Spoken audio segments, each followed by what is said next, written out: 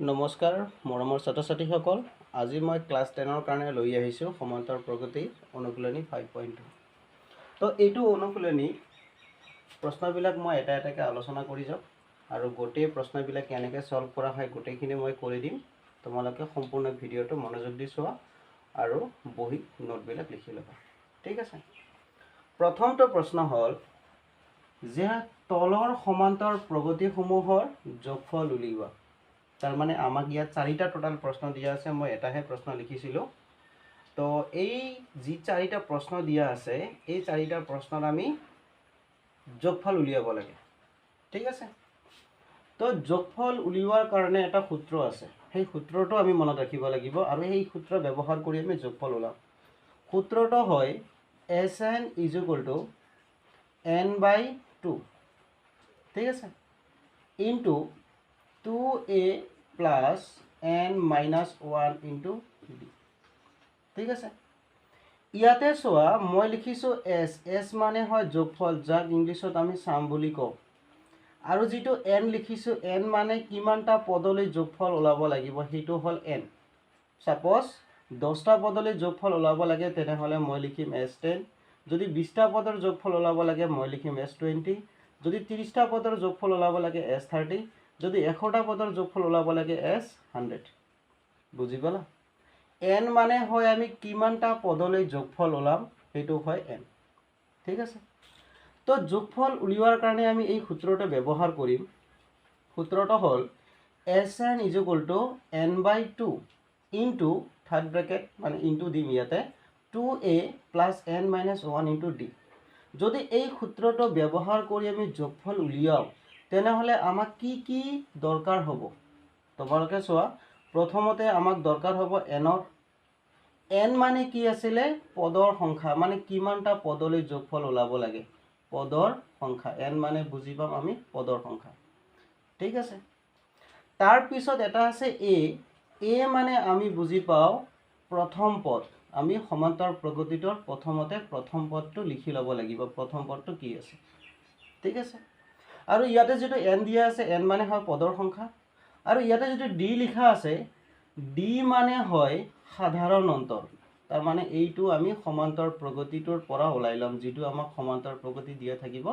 তাৰ পৰা ওলাই লম যদি a আৰু d আৰু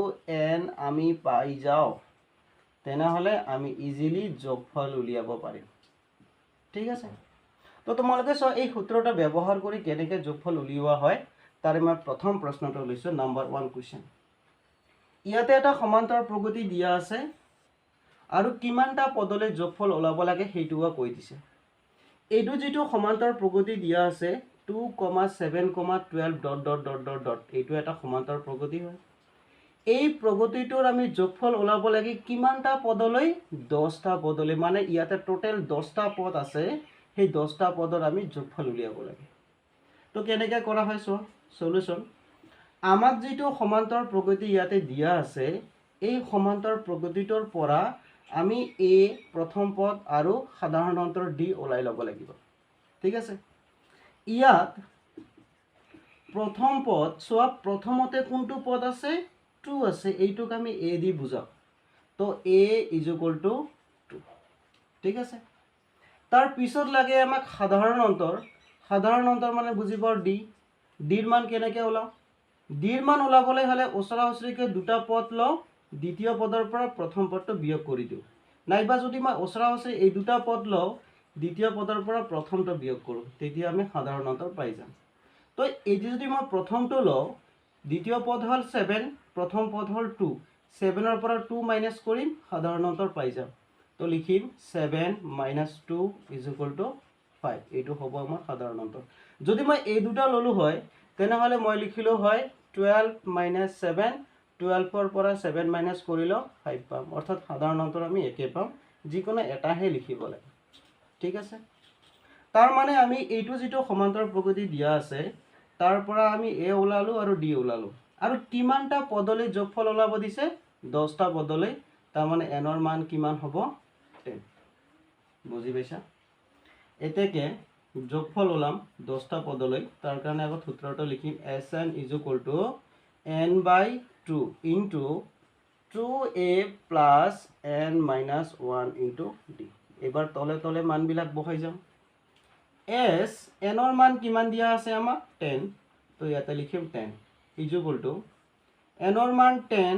by 2 into 2 into a 2 বহালো এর মান বহাম এবাৰ এৰ মান হয় 2 তাৰপিছত প্লাস n ৰ মান 10 তো ইয়াত বহাম 10 minus 1 into d ৰ মান হল 5 এবাৰ পূৰণ যোগ কৰি যাম ঠিক আছে ইয়াৰ পৰা লিখিম এইবাৰ তোমালোকে ইয়াতে সব কাটাকাটি কৰা যায় 2 দি 10 কাটিলে আমি 5 বাৰ পাম ইয়াতে লিখিম 5 ঠিক আছে ব্ৰ্যাকেট মানে ব্ৰ্যাকেট ডালি ইনটু বুজায় এই দুটা পূৰণ কৰিম 2 2 গুণ 4 প্লাস ইয়াৰ পৰা এইটো মাইনাস কৰিম 10 ৰ পৰা 1 মাইনাস কৰিম 9 9 ৰ লগত 5 পূৰণ কৰিম 5 9 গুণ কিমান পাম 45 ঠিক আছে এবাৰ সোয়া 5 into এই দুটা মই একেবাৰে যোগ কৰি দিম তো 45 ৰ লগত যদি 4 প্লাস কৰা হয় তেনে হলে আমি পাম 49 এইবাৰ এই দুটা ইনটু কৰি দিম যেটো আহিব সেইটোৱে হ'ব যোগফল বা উত্তৰ তো সোয়া মই ইনটু কৰো 49 ৰ লগত ইনটু কৰিব লাগে 5 5 9 গুণ 45 ৰ 5 হাতত থাকিব 4 5 4 গুণ 20 আৰু 4 24 তেনে হলে এনসাৰটো পাম 2 4 5 এইটো হ'ব আমাৰ উত্তৰ তাৰ মানে ইয়াতে যিমান কেইটা পদ দিয়া আছে টোটাল 10টা পদ দিয়া আছিল এই 10টা পদৰ যোগফল হ'ব এইটো বুজি পালা ঠিক আছে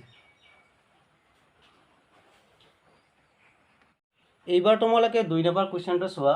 2 নম্বৰ কোৱেশ্চনটো কি দিয়া আছে -37, -33, -29 ডট ডট ডট ডট 12টা পদলৈ যোগফল উলিয়াব লাগে ঠিক আছে তো আগৰ দৰে এইটো কোৱেশ্চন সেম প্ৰসেসত কৰিম তোমালোকে এটা কথা চোৱা ইয়াৰে আমি যদি সমান্তৰাল প্ৰগতিৰ যোগফল ওলাব যাওঁ মই ক'লো অলপ আগতে a লাগে d লাগে আৰু n লাগে ইয়াৰ পৰা আমি যেটো সমান্তৰাল প্ৰগতি দিয়া আছে ইয়াৰ পৰা আমি a আৰু d ওলাই লম আৰু ইয়াতে কিমানটা পদলৈ যোগফল ওলাব লাগে হেতু দিয়া আছে ঠিক আছে চোৱা ইয়াত মানে হেয়াৰ লিখিলো a মানে প্ৰথম পদ হয় -37 তাৰ পিছত লাগে সাধাৰণ অন্তৰ d d = ওচৰাওচৰি দুটা পদ লম দ্বিতীয় পদৰ পৰা প্ৰথম পদটো বিয়োগ কৰিম অৰ্থাৎ -33 ইয়াৰ পৰা মাইনাস কৰিব লাগে কিন্তু বহুতো ছাত্ৰ-ছাত্ৰী ইয়াতে ভুল কৰে তোমালোকে মনোযোগ দি চাবা যে দ্বিতীয় পদৰ পৰা প্ৰথমটো বিয়োগ কৰিব লাগে দ্বিতীয় পদ আছে -33 এইটো মাইনাস এইটো সূত্ৰ মতে আমি মাইনাস দিব লাগিব আকৌ এই পদটো লিখিম ইয়াতে এটা মাইনাস দিয়া আছে তেনে হলে ইয়াতে লিখিব লাগিব মাইনাস ব্র্যাকেট 37 তাৰ পিছত চোৱা -33 মাইনাসে মাইনাসে প্লাস কৰি দিম তাৰ পিছত ইয়াতে 37 হ'ব এবাৰ 37 ৰ পৰা 33 বিয়োগ কৰি দিম 4 পাম অৰ্থাৎ সাধাৰণ অন্তৰ কিমান পালো 4 ঠিক আছে আৰু কিমানটা পদলৈ যোগফল ওলাব দিছে 12টা পদলৈ তাৰ মানে n = হ'ব 12 ঠিক আছে এতেকে যোগফলৰ সূত্ৰটো লিখি প্লাই মই মানকিটা বহাই দিম যোগফল ওলাই যাব তো যোগফলৰ সূত্ৰটো আছিল এইটো sn = n/2 2a + n - 1 * d এইটো সূত্ৰ লিখিম তো sn = n/2 2a + n - 1 * d এইটো হয় যোগফলৰ সূত্ৰ ইয়াতে মানবিলাক বহাই দি যাম তো চোৱা s n ৰ মান কিমান দিয়া আছিল 12 তো ইয়াতে লিখিম 12 = n ৰ মান 12/2 ব্ৰ্যাকেট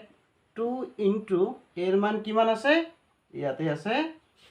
-37 ঠিক আছে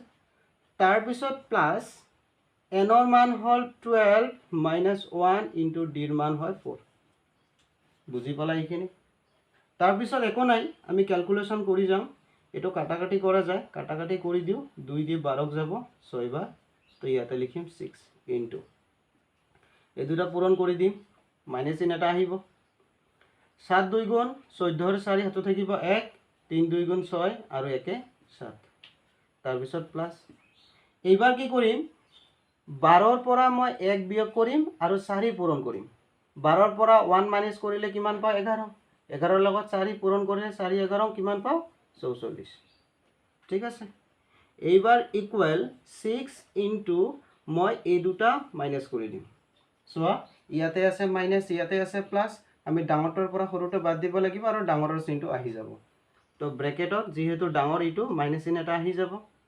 এইবাৰ 74 ৰ পৰা 44 মাইনাছ কৰিম অৰ্থাৎ 74 ৰ পৰা যদি 44 মাইনাছ কৰোঁ তেনেহ'লে আমি পাই আছো 4 ৰ পৰা 4 গ'লে 0 ইয়াতে পাও 3 তো -30 এইবাৰ এই দুটা পূৰণ কৰি দিয়া এনসাৰ হৈ গ'ল মাইনাছ তো মাইনাছে থাকিব 3 6 গুণ 18 আৰু এটা 0 ঠিক আছে এইটো উত্তৰ লিখি লোৱা তোমালোকে কিবা বুজি নাপালে জনাবা ঠিক আছে এইবাৰ তোমালোকে 1 ৰ 3 নম্বৰ কোৱেশ্চনটো চোৱা এইটো একে ডিজাইনৰ কোৱেশ্চন ঠিক আছে এইটো আমি ইজিলি সলভ কৰিব পাৰো তো কেনেকৈ সলভ কৰা হয় আগৰ নিচিনা চোৱা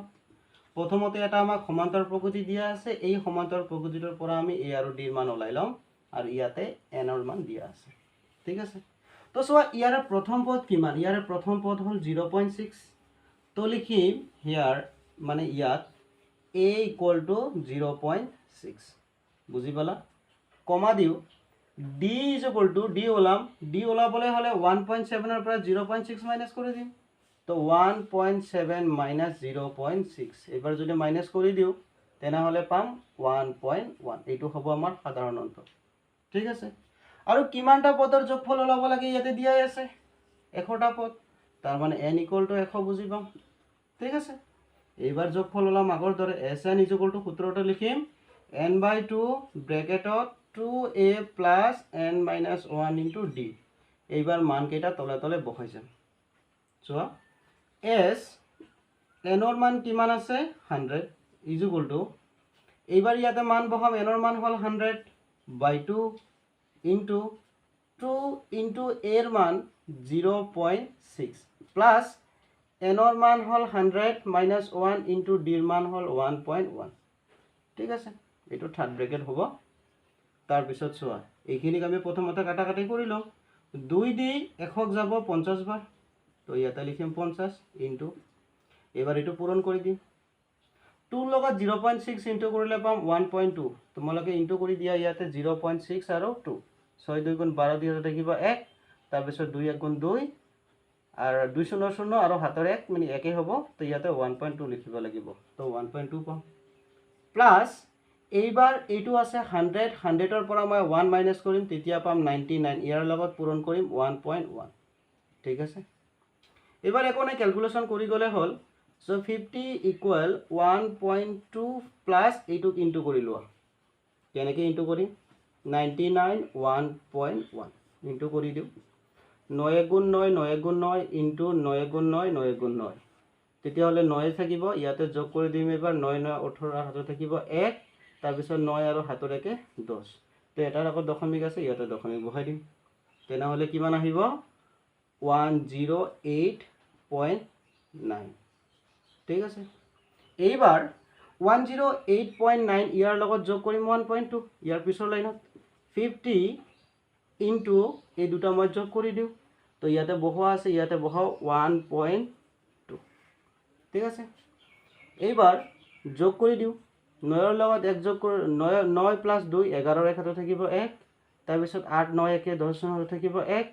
দশমিকটো ইয়াতে আহি যাব তাৰ পিছত ইয়াতে 0 আৰু হাতৰ 1 আছিল 1 তাৰ পিছত ইয়াতে 1 আহিব তাৰ মানে আমাৰ 110.1 আহিব এইবাৰ এটো লগত 50 ইনটু কৰি দিও তো ইনটুটো মই ইয়াতে কৰো তেনে হলে আমাৰ ইয়াতে আছে 110.1 ইয়াৰ লগত ইনটু কৰিব লাগে 5 মই লাষ্টত 0 টো বহাই দিম ঠিক আছে 5 1 গুণ 5 5 0 0